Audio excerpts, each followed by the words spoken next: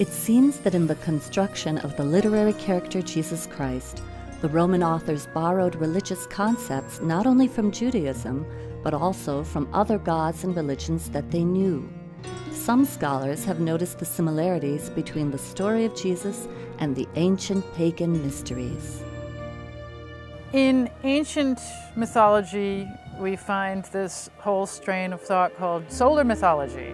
Many gods start taking on solar attributes because as agricultural communities become more important, the sun becomes a big focus, the most obvious reasons of planting and harvesting. The sun is then personified, so now we have a male sun god. It becomes a religion in many parts of the world. Christianity usurped a tremendous amount of sun worship. Some of us are saying that this was a sun god turned into a Jewish man. This December 25th birthday was in fact the winter solstice. This is really in fact the birth of the god of light. December 25th actually is the end of a 3-day period of when the sun stands still. The sun appears to be dying as the days become shorter, and the sun is reborn at that point. Across the ancient world, there was this form of experiential and philosophical spirituality in these mystery cults, or mystery schools.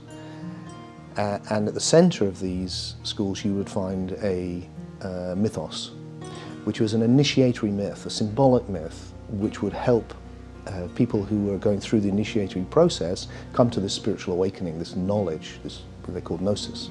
And what you see in these myths is the elements that will later become the Jesus story.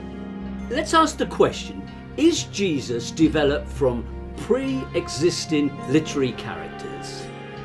Jesus has certain episodes in this so-called life, and each one of them can be traced to a prior representation of that time.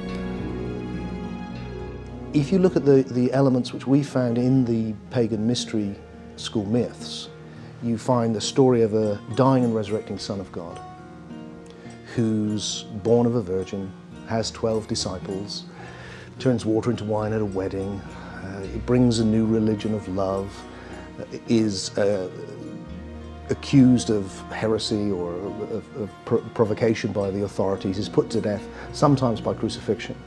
And then if you want to commune with the God-man, you take bread and wine, and then you can come to eternal life. Well, all of this is, of course, Christianity.